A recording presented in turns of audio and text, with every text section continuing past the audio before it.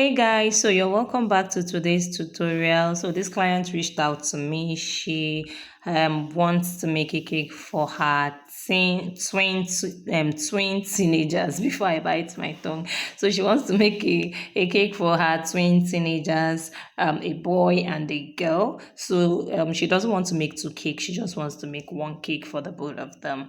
But she just wanted us to just do our thing and tailor it to their tailor it to them specifically. She wants a customized cake for them. So instead of just making one whole cake, we decided to just twist it a little and just make a two-in-one cake. So here we go. This is me. I've just divided the cake. This was after 3 minutes. I want to believe you already know how to trim a cake.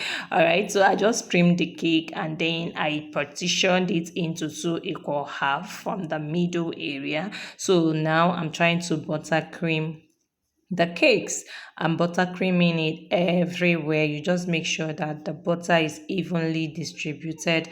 The butter gets from the top to the down to every place. Just ensure you're not leaving out any area because you would need the butter to hold the fondant in place. So that's what I just have been doing here. If I look at this little portion in front here, I didn't even see it when I was buttercreaming, but don't worry, I'm still going to fix it later on. So yeah, I'm almost done buttercreaming the cake now. I'm just gonna do some little finishing touches.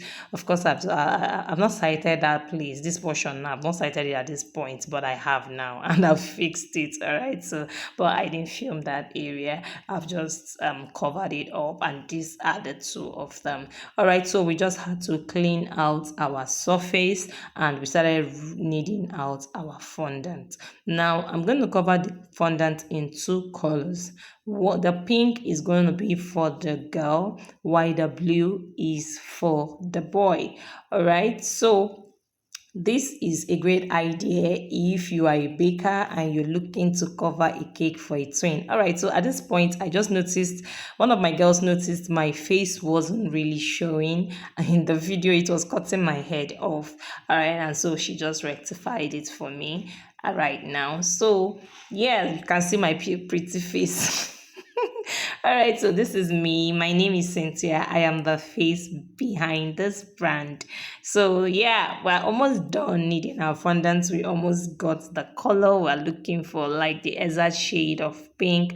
I want a baby pink. Of course, I was talking to the girls. I was just trying to demonstrate a few things to them. So, but it's not necessary for this video. That's why I just had to mute and use a voice note instead. So yeah, I've started kneading out my fondant when the color was evenly distributed. Remember to put your color, put enough from the first time you want to start kneading out your fondant, because you don't want to overstretch the fondant. You don't want to keep kneading and then you discover your color was not enough and then you have to stop and add more colors. So just make sure your color is enough from the very beginning. Add enough. When I mean enough, just add enough, but don't add too much so that it doesn't become excess. All right, so I'm kneading out the fondant at this point, and I think I've gotten the length I want, the length that will go around the cake. Just make sure you get a good length to go around the cake, and then use your smoother to smoothen it out. Make sure you smooth out the fondant so that you don't have any rough parts that would now be looking rough on your cake. So this is a good video for you if you're looking to like go into baking. You also learn how to cover a cake here. It's basically the same procedure. It is true, it is half of a cake I'm covering, but it's basically the same thing. So if you also want to learn how to bake, make sure you subscribe to this channel because I'm going to be posting lots and lots of videos of cakes, both wedding cakes, birthday cakes. You're going to be seeing them on this channel. So mind you, we have other videos you could also look at. So I've gotten the length of the cake I want, and this is the top I'm trying to get. So this the lengthy one that goes around the cake. I'm using the paneling method to like cover this cake. So the paneling means I have to use this one I'm rolling up now to go around the cake. and then the other one is meant for the top. So now watch me cover the cake. Please be very attentive, because at this point you need to, this is the point you don't want to miss. So I got one of the girls to like hold that point for me, because it might open up and I don't want that. So yes, you now, I applied water to make sure the two points that are sticking out, to make sure that they come together, like to hold them in place and make them stick when I cut this part off. So you just cut off and seal. See how neat that place is looking. It's looking very neat. That is what you want to achieve at the end of your fondant covering. You don't want to have any rough edges at all. You don't want to have any rough edges at all at all. So see how smooth it's looking. Then you open up the top. Careful when you're doing this. You know that place you sealed is not properly tight, so you don't want you don't want it to tear open. I'm sorry guys, I have a little cough. So you don't want it to open up completely. Then you place the other one and knead out on top of it, and then you're going to just seal the two of them. While sealing, you make sure it is neat enough, it is very clean. Now this fondant, the one on the top, is very thick, so when you do this, you're very careful not to press the cake. You're careful so that you don't like destroy the shape of your cake, because if you press heavily with your hand on the cake, on the top of the cake, you might end up either tearing your fondant or spoiling the shape of your cake. All right, so I had to trim out the excesses. I had to trim out the parts I don't really need, so that it doesn't affect the output of my cake, because the those parts now that are heavy that I cut out might end up tearing your fondant, because they will be lapping out, they'll be flipping out, and the weight might end up tearing your fondant. So we don't want that. So I just had to use a scissors to trim them off. So I'm just trying at this point, I'm just trying to seal the top and the down layer together. Remember, I added water to the surface of this cake, the fondant roundabout, so that it will stick with the covering, the top covering. So yes, I had to trim out after sealing them. I had to trim out the excess a little more, so that I would have space to get my sharp edge. You know that if you cover a fondant cake and you don't achieve a sharp edge, you've not started covering. The sharp edge is what you are looking for, guys. Trust me. If you cover a cake and it doesn't have a sharp edge, it just looks like an amateur covering. I'm sorry. I'm sorry, but that's what it actually looks like. So yeah, you try to, like, smoothing it out, smoothing out the edges using the other smoother as a wedge. Yes, I think that's the word. As a wedge, you just try to like use the other one, smoothing out. If you notice, guys, I am using the curved area of the smoothers. I'm not using the area that is sharp, so that I don't tear up my fondant. So I'm using the curved area. This cake now is mostly curved, so I'm using the curved area to make sure I smoothen out the edges. Now this knife is a go-to. Trust me, buy it and use it. It's a craft knife, but it's easier to handle than the regular craft knife, if you know the one I'm talking about. So you use this, it's easier, it's a lot more easier. So I just try to trim it neatly to the surface of the cake. Make sure you don't cut off any part that is important in this cake. We don't want our cake looking wounded all around, so we just want to achieve a smooth and very sharp edge. So that's why I'm working more on the edges of this cake. So using your knife to, you go ahead and trim off. Guys, I'm very tired at this time. I'm very, very exhausted, and this voice note is a whole lot, and the problem. So we move. I'm trying to smoothen out the edges. You've seen me. I'm smoothing out the cake even more. When you go and go, when you smooth and smooth, and then it looks like it's not you've not gotten the sharp edge you're looking for, is not good enough yet, you still go ahead and cut. I'm trying to make this video as detailed as possible so that I don't cut off much. That's why I should have edited this part out. But I want you to see that sometimes you can finish up and then there are still some little details you have to do. Now that part we sealed up, that was neat. By the time we were finishing working on our top, it already opened up a little bit.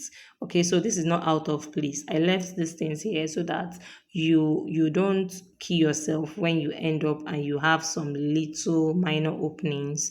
You just look for ways to just seal them up. Fondant is elastic, so it's easy to just use your smoother and smoothing out those areas. So yeah, that's one is settled. We're done with our pink cake. So this is our blue fondant now. Was sorry guys, I'm kneading it out now to cover the other half of the cake. Trust me guys, this cake turned out very beautiful. I'm sure you've seen it on the thumbnail, but it's even finer when you see it live, like when you see it with your eyes. And we didn't get a good shot of that cake because our lightning was out, something, something was just wrong with our logistics on the day of that cake. And plus I was in a hurry, I had a meeting I had to meet up with, so I was in a hurry. I couldn't go to turn on the gen and all of that, so I just took a very shabby picture and I just thought somehow we'll manage it, and thank God somehow it didn't come out so bad. Now I'm done kneading the fondant at this point. All right, so when you're done kneading a fondant, you make sure that you got the exact height and the width of the cake. Look at me using my tape, irrespective of my experience. I still don't want to make any mistake. So you always use your tape to make sure that the width and the height is in place so that you don't waste your fondant, because by the time you go around the buttercream and bring out the fondant, so when you bring out the fondant, believe me, it's not going to be looking neat enough and you won't want to use it on your cake again. And that would mean that you have just wasted your fondant. So you don't want that. So you want to check the height. So now this is me working on the top. This is the one I'm going to use for the top covering. I want to make sure it's okay. It's sizable to cover the top. Now this is the cake. I'm covering the second cake now, the second half of the cake. So yeah, I also got my girl to hold that part. Remember that part? You don't want that part to flip off, so you always want someone to hold it. But when there's nobody to around to hold it for you, you can still make do. Try to stick it very well to the cake. Someone was around, so I didn't want to go through the stress. She could easily hold it for me. But trust me, if nobody was around, I would have still held and done justice to the cake.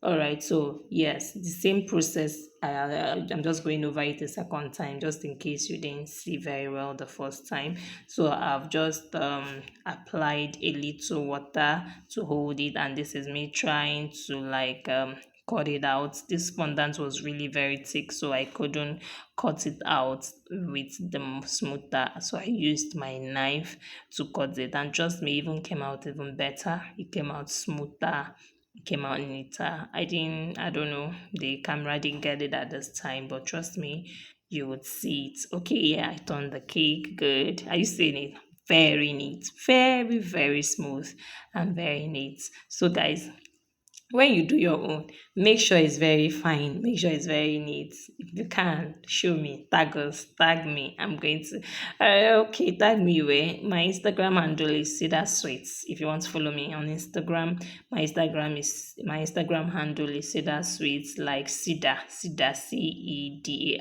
Cedar Sweets, just like this, just like the name on this our YouTube channel, Cedar Sweets underscore, Cedar Swiss underscore. That's our YouTube handles, our Instagram handle. So you could follow me there too. On social media, I'm Cedar Sweets and Pastries. or you can follow me. You can follow me there too, or you can follow Cynthia Namdes. Okay, that's my name. All right. So yeah, I've placed the top covering and going over the same process again, but there's a little twist. I just had to change the pattern of covering so that you see another way to, there's slight difference from the way I did this one and the way I did the other one. So you could see that I'm bringing the what's the fondant up at this time. It's a bit different. You could go back to watch the video of the first one we did. Like, just go back, rewind a little so that you see what you understand what I'm talking about. The other one I was working from below, but this one now I had to bring up the smoother, bring up the fondant so that it is very straight, and I sealed it. I trust me, guys, this method was quite easier, but I just wanted you to have idea of the both of them, the two methods, whichever one you like, whichever one you prefer. You're welcome to go ahead with it. All right, so yeah, I cut out more of the excesses, cut them out. You don't want to have this line on the cake, like it's the weight is so cumbersome to work with. So always get it off so that you have enough space to like work on your edges, guys. The edges must be popping. Your edges must be popping. That's the goal of this pay. That's the goal of this channel. If we don't up your cake game, your cake cover decorating and covering game, then we've not achieved much. My sole aim is to make sure that your skills are improved by the time you finish watching, and when you come along with us, by the time you finish watching our videos, we intend to up your cake decorating game. I'm going to be showing a whole lot of videos. I've said this before. Trust me, I'm going to do as I say. So try as much as possible to stick with us. Please, guys, follow this channel, subscribe to this channel, and so that anytime we post a new video, you'll be one of the first to be notified, and you will definitely see techniques that you want to learn, you want to adopt. So I finished smoothing out the top and I'm cutting neatly. You want to have a very neat and sharp cut, guys. Make sure you don't miss it at this point. Can you see the part I've cut already? Look closely. You would see it is razor sharp. Razor sharp. These edges are, I don't know, they are finger cutting. Like, if you do anyhow, they'll just cut your fingers because the edges are very sharp. They are sharp they are as sharp as eraser. Guys, alright, don't mind me, but the edges are sharp and the cakes are popping. So I just wanted you to see how we covered these cakes, guys. The designs we put on them, they were not covered on camera. I don't know how I skipped that, but don't worry. In the subsequent videos, you're going to be seeing how we put our decorations. I don't know that the camera wasn't working at that point. It was after we delivered the cake that I spotted that. But this, I think, is the most important part of this video, how to cover this cake. You can always buy your rose flowers. You can always make them to yourself. Don't worry, I'll share how to make them. Then we just bought those little strings, those things. You can get them from a cake shop or anywhere in the market. You just put them round the cake and put some butterflies on the top and then some cake sprinkles. There was nothing much on the cake, and then you place your happy birthday, bring out the name of the people, and put. Now, this was Naza, one of my girls, making the board. I had to tell her to make the board. All right, so we covered the board and we placed the cakes on them. So subscribe to this channel, guys, and bye for now.